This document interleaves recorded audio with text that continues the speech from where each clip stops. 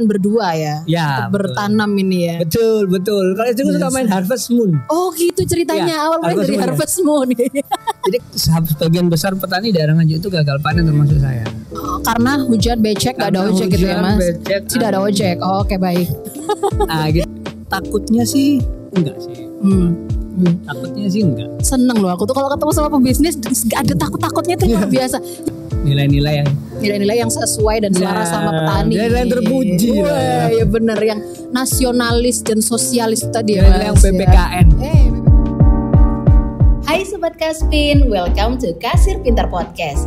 Di sini kita bakal ngajakin entrepreneur buat ngobrol bareng seputar life, cuan, and bisnis. Jadi jangan lupa like and subscribe Kasir Pintar Podcast di YouTube dan Spotify. Hari ini Nesa dan juga teman-teman Kaspin gitu kan mampir di salah satu merchant kita yang wah ini ya bilangnya baru tapi ngeri deh, udah punya sawahnya udah di mana-mana gitu kan. Ya kan, kita lagi ngobrol sama siapa? Boleh dikenalkan? Halo sobat-sobat Kaspin, saya Redo Nomadure. Saya salah satu istilahnya pemilik ya dari komunitas ini beserta istri saya Celia Natasha, tapi istriku lagi capek tadi habis ikut ke sawah terus ketiduran. Mantap. Ya kan, bener ya kan. Langsung nyawah sendiri dan punya sawah gitu ya Mas ya. Oke Mas Redo, Komunetani. Tadi kan kita sempat ngobrol nih di belakang gitu kan ya. Tentang gimana sih ceritanya awal mulanya sampai bikin yang namanya Komunetani gitu. Nah ini kalau spill dikit gitu ya Sobat Kaspin. Jadi Mas Redo ini sebenarnya nggak cuma bisnisnya Komunetani aja. Malah awal mulanya kuliahnya apa, nggak nyambung jurusannya ya kan ya. Terus bisnisnya dulunya apa, delalah tiba-tiba bikin Komunetani ini. Seperti yang kalian lihat nih, coba loh. Penghasilannya mereka ini ya kan, produk-produknya seger-seger, mantap-mantap. Boleh dijelasin Mas Redo dulu awalnya kenapa sih tiba-tiba kok bikin Komunetani gitu? Oke, jadi gini Mbak Esa, dulu itu aku tuh emang orangnya suka main ya. Apalagi sebelumnya kan aku juga punya PH. Itu sering syuting ke daerah, syuting ke desa, ke hutan atau kemana gitu kan. Nah, dari dulu tuh emang pengen bikin usaha yang memanfaatkan atau bekerja sama dengan para petani atau bahkan aku kayak bertani sendiri gitu kan. Intinya pengen usaha di pertanian lah, itu dari sisiku. Kalau dari sisi istriku itu dia tuh orangnya sangat aware dengan kayak dari mana sih makanannya dia itu berasal. Bersih atau tidak gitu, kayak responsible, semacam responsible farming atau tidak gitu kan. Apakah kualitasnya bagus atau enggak. Nah, dari dua itu akhirnya setelah pihakku mungkin udah bisa jalan sendiri, akhirnya aku sama istriku barulah kita belajar nanam dulu. Berarti emang dari awal tuh emang ini ya keinginan berdua ya untuk bertanam ini ya. Betul. Kalau itu suka main Harvest Moon. Oh gitu ceritanya, awal mulai dari Harvest Moon. Jadi karakternya di Harvest Moon tuh dinamain Redo namaku. Oh gitu. Oh jadi dari situ kayak kepengen ya yuk yang gimana yang kita Harvest bikin Moon ya gitu ya. Kita bikin sawah sendiri yuk gitu ya. Iya gitu. Benar-benar makanya gitu. Sobat Kaspin, kalau misalkan kamu ya Sobat Kaspin pengen cari pasangan tuh cari yang punya tujuannya yang sama. Siapa tahu bisa nyawah bersama-sama kayak Mas Ridho sama istrinya. Ya kan? Terus gimana Mas ceritanya habis itu? Nah habis itu kita udah belajar nanam. Waktu itu belajar nanam di Nganjuk. Ada temen memang yang ngajarin gitu, beberapa temen ngajarin di Nganjuk. Akhirnya ya kita bekerja sama dengan petani-petani Nganjuk, kita bekerja sama di bidang tanam maupun penjualan. Akhirnya sampai sekarang yang terbaru itu kita kerjasama sama petani di Sidoarjo sini untuk ya hampir segala hasil panennya dia dan hasil panen kita bersama lebih tepatnya karena kita nanamnya bareng itu dijual lewat Komunetani gitu. Oh, jadi justru yang di Sidoarjo ini malah lahan baru ya Mas yang terbaru. Itu loh tadi kan bilangnya katanya awalnya di Nganjuk, terus sekarang yang terbaru ada di Sidoarjo. Ada berapa Mas? Berarti sekarang sawahnya udah punya tiga cabang lah ya. 3 lah, sombong loh Mas Redo ini ya kan. Masih 3. Atau doain habis ini 30 ya Mas ya. Amin. Sawahnya ya, luar biasa. Nah, tapi kalau ngomong-ngomong tadi soal yang namanya awalnya kan tadi Mas Redo kan sama istri kan punya PH dulu ya gitu kan di awal gitu kan. Terus habis gitu bikinlah Komunetani karena ada panggilan sosial gitu kan, kayak gimana sih biar namanya pangan yang masuk ke dalam tubuh ini dipastikan kualitasnya dan lain sebagainya gitu kan Mas. Ada nggak sih di awal gitu kayak yang namanya kesulitan gitu dari kan Mas kan pernah mungkin dari yang dulu kuliahnya HI ya kan, benar ya Mas ya, betul. kuliahnya HI terus switch pegang PH gitu. Terus tiba-tiba sekarang harus bercocok tanam terus bersawah-sawah Rian nih tadi katanya habis dari sawah gitu. Iya, habis nanam tadi. Ada kendala khusus gak sih gitu? Sebenarnya kendala utama itu memang ada dua ya. Kalau di sisi bisnis memang kendala utama adalah gimana kita jaga kualitas barang, terutama ketika apalagi kita, pangan ya. Ya pangan. Kita bekerja sama petani, dimana memang tanpa mengurangi rasa hormat kepada seluruh petani, kultur petani kita itu bisa dibilang fast moving, gitu kan. Kalau produk utama kita contohnya bawang merah nih, kan ibu suka yang kering ya? Kan? Iya betul. Kering betul. kan. Nah, memang industri kita ini masih belum bisa mumpuni ketika petani itu panen dijemur sekitar 7, ini contoh satu aja ya, dijemur sekitar 7 sampai 10 hari itu udah susut beratnya. Oh iya benar-benar ya kan. Sudah susut beratnya. Kempot nggak sih Mas ya kalau bawang itu ya kan? Iya. Biasanya. Gitu. Kalau kering itu emang susut beratnya. Jadi petaninya memang berkurang penghasilannya. Nah gitu. Okay. Tapi di komunitani kita pengen kualitasnya itu kering dan bagus. Nah, untuk meyakinkan petani supaya ngikutin standar kualitas yang bisa dijual dari komunitani gitu. Komunitani itu memang challenge tertentu. Itu dari sisi bisnis atau sourcingnya ya. Yang pertama. Tapi pelan-pelan kita selalu beli sebisa mungkin harga di atas pasar, lebih tepatnya. Kalau di teman-teman sesama petani kita. Okay. Yang kedua tentu saja di sisi tanam. Ya, tanam itu ya apa ya? Ya kendalanya petani ya gitu, musim apalagi kayak kemarin gagal panen bisa dibilang 2 kali waktu musim hujan tuh. Iya betul, kan tanahnya panen. Jadinya nggak enak buat ditanam, segala busuk betul, gitu ya Mas ya. Banyak curah hujan kayak kemarin harga bawang merah lagi tinggi-tingginya tuh. Iya. Itu memang sebagian besar petani daerah Nganjuk itu gagal panen termasuk saya. Karena hujan becek, nggak ada ojek gitu ya Mas. Tidak ada ojek. Oke baik. Gitu. Jadi sebenarnya kendalanya satu aja, konsolidasi. Satu, terus yang kedua lebih kepada ya kerumitan tanam aja sih. Kerumitan tanam ya sih, karena kan kalau misalkan ngomongin soal pangan gitu kan ya Mas, itu kan emang kendalanya kita bersaingnya sama alam gitu kan, kondisi alam dan lain sebagainya gitu kan. Nah tapi di awal-awal nih waktu switch bisnis dari yang namanya dari PH terus ini kan jalan nih, masih jalan dua-duanya gitu kan Mas. Tapi waktu pindah dari yang akhirnya dari PH terus akhirnya bercocok tanam gitu, pernah sempat ngerasa takut kayak aduh bisa jalan gak ya nih ya, karena kan ini dua hal yang berbeda gitu kan Mas urusannya gitu kan. Kalau urusan sama PH kan ya udahlah lebih purely langsung ke alat kan, ini kan Mas Redo dan tim kan berurusan dengan makhluk hidup yang berupa tanaman sayur mayur ya kan. Ya betul. Ya takutnya sih enggak sih. Takutnya sih enggak. Seneng loh aku tuh kalau ketemu sama pembisnis ada takut-takutnya tuh luar biasa. Ini biasanya bau-baunya bisnisnya akan maju. Amin ya Mas ya. Amin.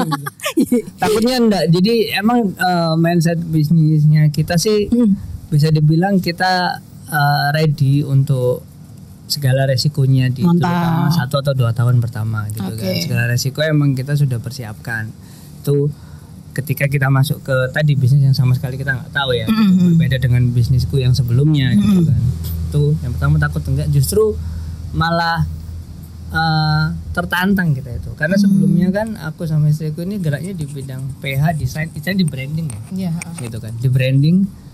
Nah, bisa nggak sih kita itu create brand yang selama ini bisa dibilang kita ngerjain brandnya orang gitu. Ayo kita kerjain brand kita sendiri. Bikin brand gitu. Sendiri, gedein brand sendiri gitu ya. Sendiri bisa nggak teori-teori yang selama ini kita aplikasikan ke klien tuh kita aplikasikan ke produk kita sendiri. Kita emang pilih produk ini, produk tanam karena emang passion kita di sini. Ya alhamdulillah kayak kesimpulannya bisa. Dan akhirnya ini ya tadi hasil panennya udah oke, segar-segar nih. Kalau boleh ngomongin soal hasil panennya komunitani gitu ya Mas ya. Komunitani ini sebenarnya tadi kan produk utamanya berarti bawang merah. Ya sebenarnya produk utama kita itu bukan bawang merah sebenarnya. Terus apa dong? Segala yang saat itu panen. Oke. Ada kalanya kita nggak ready bawang merah karena emang belum panen. Ada kalanya kalau sekitar seminggu lalu gitu bawang merah tinggal dikit, yang melimpah adalah sawi karena kita panen sawi banyak. Jadinya sawi yang bikin produk utama. Kangkung, tempo hari beras. Sekarang ini kita barusan panen beras lagi gitu kan, ini beras organik. terus ada kita seleb coklat, seleb putih. Jadi bisa dibilang tidak ada produk utama pakemnya gitu nggak ada, cuman pokoknya bergantung dari apa yang panennya waktu itu lagi banyak gitu. Iya gitu ya, betul, panennya banyak gitu. Ini kita nggak nanam sendiri, disclaimer ya. Karena banyak ibu-ibu, Mas sekalian bawa jual bawang putih. Iya benar, karena gandengan Mas. Ya kan ada yang jahat, ada yang baik dong. Ya kan bawang merah dan bawang putih. Ya udah ini stop impor. Iya. Nah ini berarti terus ada kentang segala gitu, baby potato ya kan. Nah ini terus kentang nih dari teman-teman kita di promo, daerah promo. Oh jadi sekalian kayak titip jual gitu ya sistemnya ya Mas betul. Ya. Oke. Nah ini juga menarik ya gitu kan. Jadi selain jual produk freshnya gitu kan, ada juga yang kemasannya yang kayak gini ya udah bentuknya bawang goreng, udah yang kayak bumbu-bumbu jadi ibu-ibu ya kan, yang biasanya butuh bumbu kuning loh, bikin ayam, bikin baceman, ini juga sambel ya kan, bumbu merah ya. Nah itu oke nih, ini juga ready ya berarti di komunitas ya. Ready. Mantap. Tapi awal mulanya belum ada kayak gini atau emang dari awal emang ya wes kita bikin selain produk segar kita juga harus bikin olahannya gitu? Nah awalnya emang kita nggak kepikiran olahan, jadi setelah masuk evolusinya adalah yaitu tadi kita di sisi satu karena ada request gitu terutama di bawang goreng ataupun bumbu-bumbuan nih kita juga kepikiran ngomong-ngomong tadi kan dari yang awalnya komunitani yang cita-cita awalnya adalah dari main-main Harvest Moon tiba-tiba langsung bikin ada komunitani, ada sawah udah 3 gitu. Strategi pemasarannya gitu, ada trik-trik marketingnya nggak sih Mas gitu kan, karena itu tadi balik lagi sebelumnya bikinnya kayak tadi kan Mas bilang kan bisa nih ngasih tahu ke klien kita strategi marketingnya bla bla bla bla gitu kan. Sekarang kita praktekin sendiri kan, alhamdulillah udah ada hasilnya gitu. Triknya apa nih gitu yang dibagi? Kalau aku share sih intinya positioning ya. Positioning, apakah kalau kita positioningnya itu tidak seperti penjual-penjual sayur sebelah ya. Oke, siap. Kompetitor ya. Kita bukan toko gitu memang. Jadi ada barang kita habis itu ada. Kita nggak ready itu ada. Kita positioningnya farmer dan alhamdulillah di sisi positioning farmer ini banyak yang mendukung dan bisa captive market tertentu. Gitu. Jadi positioningnya di situ farmer turunannya banyak ya dari mulai komunikasinya gimana, terus habis itu kontennya gimana dan lain-lain. Jadi emang fix kita bukan toko, kita adalah farm, kita adalah farmer dan teman-teman farmer yang lainnya gitu kan. Dan ya udah gitu. Kita memang tujuan awalnya kayak menggandeng gitu ya, memfasilitasi si para petani-petani ini untuk menjualkan produknya, lebih ke betul, gitu ya. Oke, jadi emang dari lubuk hati yang paling dalam gitu kan, pengen memajukan pertanian gitu. Betul. Ya kan ya Mas ya. Itu contoh jiwa sosialnya gitu namanya. Itu kan kalau jiwa sosial, jiwa komersilnya nih Mas gitu. Tujuannya komunitani itu targetnya apa sih kira-kira dibikinnya sekarang ini? Kalau kita sih target kita sebenarnya target terdekat tuh kita memperbanyak sawah yang kita tanam. Kirain memperbanyak sawah biar makin kemana-mana ya. Yang pertama ya.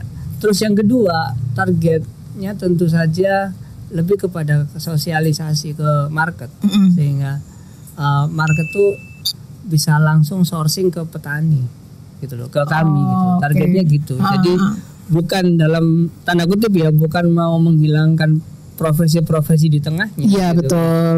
Tapi supaya responsibility dari produk ini bisa dipegang, bisa dimaksimalkan, itu lebih baik langsung sourcing ke. Jadi tangan-tangannya ini nggak terlalu banyak gitu maksudnya. Jadi selama ini kan produsen, konsumen, middleman. Iya betul. Nah kita target long termnya adalah gimana caranya konsumen tuh bisa langsung ketemu produsen. Middleman memang bagaimanapun juga komunitas ini bersifat sebagai middleman ketika kita menjualkan hasil panen teman kita ya kan ya gitu. Tapi middleman yang punya idealisme lah ya. Punya. Tadi kalau ngomongin soal trik-trik marketingnya tadi kan kayak gitu ya. Gimana caranya untuk menggandeng? Gimana? Sorry. Kita punya tujuan jangka panjang itu kita bisa dibilang kayak public farm. Oh, public farm itu gimana nih maksudnya? Public farm itu kita lagi develop sebuah komplek pertanian farm yang in a way itu bisa dimiliki oleh semua orang. Oh, jadi maksudnya dalam satu tanah, dalam satu pertanian itu bisa siapa join di situ gitu Iya, maksudnya. bukan investasi ya. Iya, bukan bukan investasi, tapi public farm lah. Nanti aja kalau udah launching. Oke, siap. Rahasia tapi dibocorin dikit gitu Sobat Kaspin ya. Nah, ini kan tadi targetnya udah gede gitu kan ya Mas, harapannya, mimpinya juga tinggi gitu kan. Tapi ngomong balik lagi ke awal gitu. Mulai dari bisnisnya bikin Komunitani ini, modalnya itu berapa sih Mas gitu kan. Kalau tadi kan kalau katanya Mas Ridho itu kan ini kayak apa ya, bisnis kayak impi-impian gemes-gemesan gitu lah sama istri ya kan. Yuk yang kita habis bikin Harvest Moon nih gitu kan. Kita gimana kalau bikin sawah ini kayak ini loh. Aku tuh kayak lagi ngobrol sama pasangan yang dia tuh kayak punya tujuan kita habis pensiun mau ngapain gitu. Tapi Mas Ridho sama istri tuh kayak udah duluin gitu.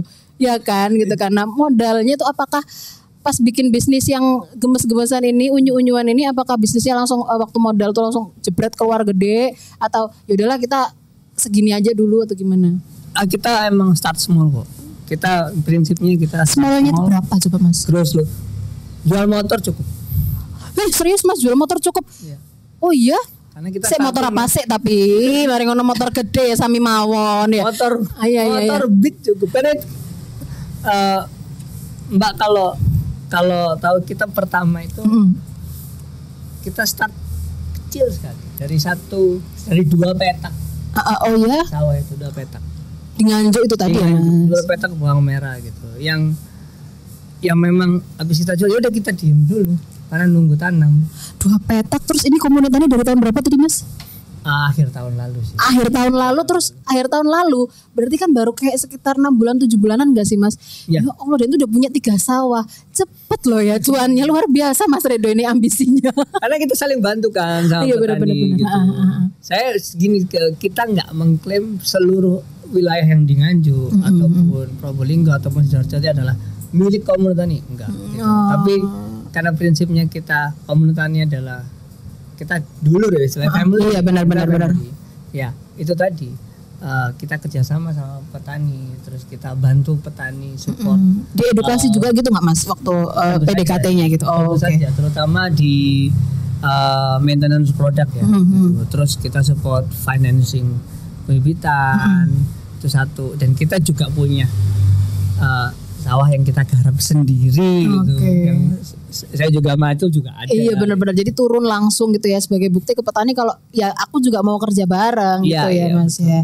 Berarti Mas Ridho ini bisa dibilang kalau misalkan tadi ya, kalau misalkan teman-teman nih pengen punya bisnis kayak tadi sama misalkan mau berbisnis pangan gitu kan, jangan lupa untuk menjadi farmer sweetheart berarti Mas. Iya, jangan jual motor maksudnya. Iya. Maksudnya jadi sahabat untuk ini ya petani untuk yang mendukung betul, gitu kan. Jadi jangan asal cuman ya aku punya modal segini, no kamu yang jalanin gitu ya Mas ya. Iya. Gitu kan. Jadi tetap harus kayak percuma, gimana? Bener. Karena nanti nggak akan ada kerjasamanya gitu ya kan. Nah ini ngomong juga kerjasama gitu Mas. Yeah. Sejauh ini gitu kan ya, ini kan dari Komunitani kan salah satu merchant dari Kasir Pintar gitu kan ya Sobat Kaspin. Nah sejauh ini apa sih yang ngebantu dari Kasir Pintar nih untuk berkembangnya Komunitani? Honestly, memang dulu tuh kita cari kan POS ya. Iya betul, POS. Sebenarnya ini istriku yang lebih paham. Oh, oke mantap. Gitu, finance ya jangan-jangan istrinya Mas. Iya. Oh, iya biasanya kan begitu. Gitu. Sebenarnya kita awalnya tuh kita cari-cari POS kok. Yang kita rasa secara UX sama UI-nya kita oke. Nyaman gitu ya. Nyaman gitu kan. Maksudnya desainnya bagus, terus mengakomodasi kayak print out-nya mengakomodasi kebutuhan di nota kita gitu. Memang yang paling akomodatif untuk kebutuhan kita emang Kasir Pintar. Oke, mantap. Dari sisi apa saja yang bisa tercetak di nota itu sangat membantu. Oke.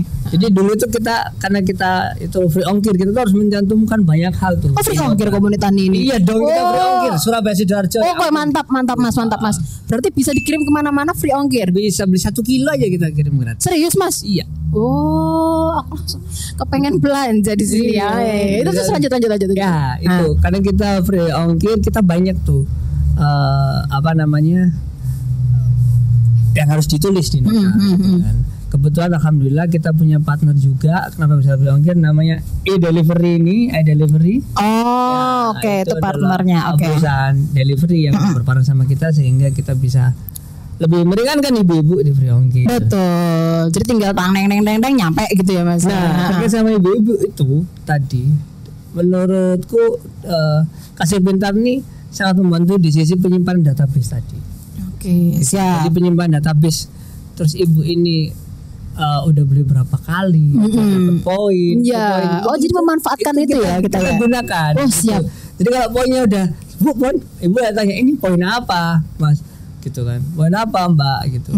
Oh itu rahasia gitu. Oh, karena udah berlangganan beberapa kali. Ada poin tertentu baru kita kirim, kita jadi bisa nge-track gitu customer loyalty itu seperti apa dan customer yang mana, akhirnya kita bisa serving yang lebih maksimal lagi di sisi customer service-nya. Benar. Jadinya kan jadi tahu gitu kan ya, yang pelanggan mau, yang pelanggan suka, dan siapa aja pelanggan yang sering belanja di Komunitani gitu. Iya, itu yang paling membantu sih buat kita. Dari segi database dan dari segi database itu. Ini aku penasaran nih Mas. Ini kan bawangnya seger semua ya Mas. Ya, coba lihat. Kira saya jatuh lah. Assalamualaikum. Oke. Nah, maaf syutingnya di gudang. Tapi gudangnya loh Mas, aku tuh lihat bawangnya tuh langsung kayak pengen beli ya. Ih bener, ya Allah liatin gemuk kayak aku. Ya ampun, ini berapa Mas? Ini kalau misalkan kayak gini sekilo berapa coba? Bawang merah sekarang lagi berapa nih? Bawang merah sekarang kalau kita pisah varian nih. Oh, oke. Untuk orang yang cukup rajin, rajin biasa aja dan rajin banget. Gimana itu Mas maksudnya? Dari ukurannya. Oh gitu. Biasanya orang males ngupas kan. Oh itu aku kayaknya yang ini ya, bawang putih ya, bawang yang kecil-kecil ya Mas ya. Iya. Jadi aku bikin mangkel Mas, ukurannya ya. Kalau kita campur, kita sekarang nih hari ini sore ini di angka 31.000. Yang standar ini yang campur. Oke. Nanti bakal dapat segini, dan juga dapat segini gitu. Oh iya. Kecil-kecil tuh kan yang kayak segini-segini nggak sih Mas? Ya, kan? Terus habis itu kalau kita yang gede-gede doang, itu 34 kalau nggak salah. 34. Iya 34.000. Kalau yang jumbo-jumbo yang males masak ya, males ngupas. Kayak Mbak Nesa gitu. Astagfirullahaladzim. Harus bayar lebih mahal. Ya Allah Mas. Kok gitu? Bener loh ya. Ini 38.000. Oh 38.000 ya. Tapi lo Mas, ini lo seger loh. Dan itu bener-bener kering ya. Maksudnya kalau misalkan ibu-ibu kan pasti tahu ya di luaran sana kalau misalkan belanja nih di pasar terus dapat bawangnya tuh ya udah kotor, jemek, terus habis itu basah. Iya Mas. Kadang-kadang tuh kayak belanja di pasar ya, terus udah beli, udah ditimbang, begitu nyampe rumah kiopo tanah tok, emosi Mas. Belum gitu udah begitu dibuka, ya Allah bawangnya segini lepasnya tuh effort banget ya kan. Ini kalau di Komunitani udah pasti dipisahin ya kan, kualitasnya bersih loh ya kan Sobat Kaspin. Sebelum kirim kita bersihkan satu-satu bawang ini. Oh wow. Kita beli satu-satu, kita pilihin yang busuk. Jadi kalau customer, kita bisa bilang kalau customer dapat busuk 1 biji aja, kita ganti. Wih, kita tukar 1 kilo. Emang benar-benar melayani dengan sepenuh hati ya Mas. Ya, kayak BUMN deh Mas. Maksudnya kita mau merubah image juga gitu loh. Kalau meskipun beli langsung ke petani itu barangnya juga nggak serampangan juga. Gitu. Iya betul. Jadi maksudnya juga untuk bisa mengin si petaninya juga ya, supaya petaninya juga nggak disalah-salahin terus gitu kan. Betul. Oke, kalau ngomongin range ini kan berarti kalau ngomongin harganya Komunitani, harga produknya berarti fluktuatif ya, tergantung waktu itu gitu kan. Tapi kalau yang kayak gini-gini juga ngefek juga nih, yang bumbu jadinya juga ngikutin. Pasti efek. Apalagi gitu. Bawang goreng nih kemarin kita nggak produksi bawang goreng. Karena minyak mahal, bawang mahal. Gitu kan. Jadi kalau dari petani posisinya dijual sayur aja. Oh iya betul, dijual dalam bentuk mentahan aja. Iya, dijual gitu mentahan aja. Oke, baik. Nah ini kan tadi banyak yang kita obrolin ya sama Mas Redo gitu kan soal Komunitani, ngomongin soal modalnya. Ternyata bisa loh ya, kalau cuman kamu punya modal 1 motor aja, rayu aja ibumu. Bu ayo bu pensiunan nggak pengen jual motor, kita bikin sawah. Nah bisa ya Mas ya. Bisa. Tapi kan nggak segampang itu nih Mas kalau bikin bisnis gitu kan. Apalagi kalau buat yang anak-anak yang kayak baru meletek ya kan, terus tiba-tiba dia kepengen bikin bisnis, kan emang tidak segampang itu. Ada tips nggak sih kalau buat kamu nih, para kaum muda pengen bikin bisnis, harus mendengarkan omongannya Mas Rido? Kira-kira apa nih? Oke. Yang mau di-share? Karena sementara ini sementara ini saya selalu bisnis di yang saya passionate. Nah aku tuh kalau dengerin Mas Rido tuh kayak ini ya, kayak ini banget loh, kayak bener-bener kayak lagi di sawah gitu. Orangnya tuh slow living banget. Ya ngobrol sambil ngopi-ngopi, suante gitu loh. Iya bener-bener. Gimana Mas tipsnya? Udah jelas nih, usaha tuh pasti susah. Betul. Awal-awal apalagi gitu kan. Ada resiko, pasti capek. Betul. Pasti butuh modal. Tuh dengerin Yud, pasti capek. Nah, ya kan. Pasti capek, pasti butuh modal, pasti begadang kadang-kadang. Iya, betul, pasti. begadang. Intinya pasti banyak gak enaknya. Iya. Jadi pilihlah yang ketika kamu menjalani nggak enakan itu semua, kamu tetap senang. Betul. Saya yang passion jadinya. Kalau udah passion kan bisa dibilang ya seneng. Meskipun ada resiko ada apa ya masih bisa dihahihi gitu ya Mas gitu. ya. Itu poin pertama sih. Terus poin yang kedua tentu saja jangan malu untuk belajar. Oke, siap. Jangan malu untuk belajar gitu. Banyak ya pasti kira dulu kayak saya waktu belajar ke sawah gitu ya. Ngapain ke sawah gitu. Lapoy sarjana becek-becek gitu ya Mas. Isin sampean Mas. Mbak tonggo gitu ya Mas ya. Oh ya itu kita jualan di pinggir jalan gitu kan. Setiap hari Minggu di daerah Sidoarjo itu. Oh, dulu awalnya kayak gitu Mas. Jadi kayak semacam CFD-CFD-an gitu. Iya, sampai sekarang. Oh, sampai sekarang. Sampai sekarang setiap hari Minggu. Karena kasihan ibu-ibu kalau kita nggak jualan di Taman Pinang itu Sidoarjo, kita nggak jualan, mereka nggak beli bawang. Oh. Ditunggu kita sebenarnya. Oh, ditungguin luar biasa. Makanya itu tadi loh ya. Jadi kayak Mas Redo ini udah jadi kayak sweetheartnya ibu-ibu ya dan petani. Mas Redo, berapa harga bawang gitu ya Mas ya.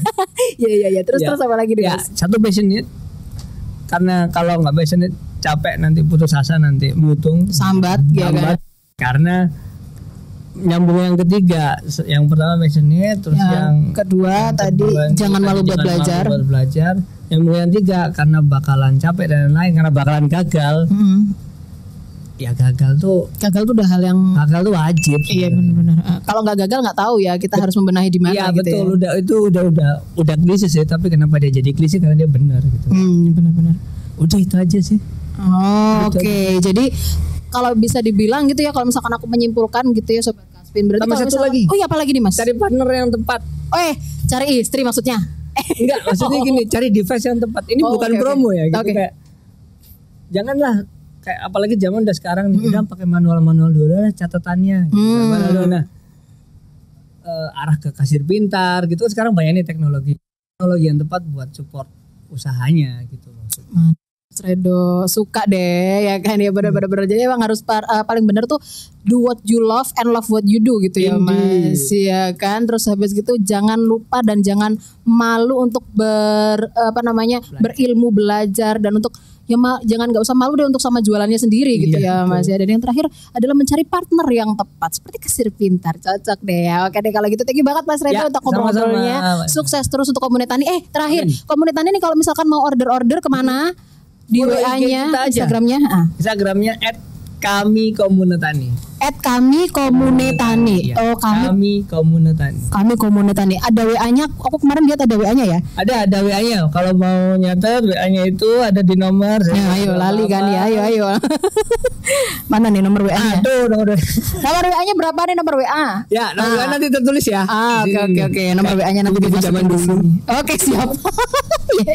Oke, jadi langsung aja di follow nih Sobat Kaspin. Kalau misalkan kamu di daerah Surabaya Sidoarjo, ini free ongkir nih ya kan. Kalau misalkan di luar itu nggak bisa dikirim paket ya Mas, belum bisa ya? Bisa, dikirim paket sudah bisa. Oh, udah bisa juga. Sudah jadi bisa. Di luar wilayah Surabaya Sidoarjo juga tetap bisa ya? Bisa. Oh mantap. Udah sampai mana nih paling jauh Mas? Paling jauh Maluku, Ambon. Wih serius Mas, itu kualitasnya juga masih oke?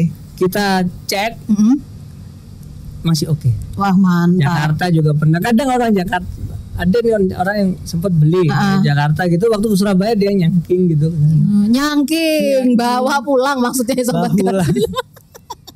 Iya. Tuh jadi berarti kan kalau di daerah Maluku kan sana daerah-daerah timur itu kan makin jauh kan, dan itu kayak produk-produk kayak gini biasanya mahal-mahal ya kan. Nah itu bisa beli di Komunitani, dipaketin, dijamin kualitasnya masih Ciamso alias Ciami Soro. Oke siap, thank you banget Mas Redo yang ngobrol-ngobrolnya. Sama-sama. Siap, sukses terus pokoknya buat Komunitani. Dan jangan lupa nih Sobat Kaspin, kalau kamu suka banget obrolan kita nih ya, kamu bisa cek di YouTube ya Kasir Pintar, atau kamu dengerin di podcastnya kita ya. Kita besok bakal mampir-mampir ke merchant-merchant yang mana lagi. Nah pokoknya jangan sampai lewatin. Kamu like, kamu subscribe, kamu follow semua sosial medianya Kasir Pintar. Di Instagram @kasirpintar. Nesa pamit, bye-bye.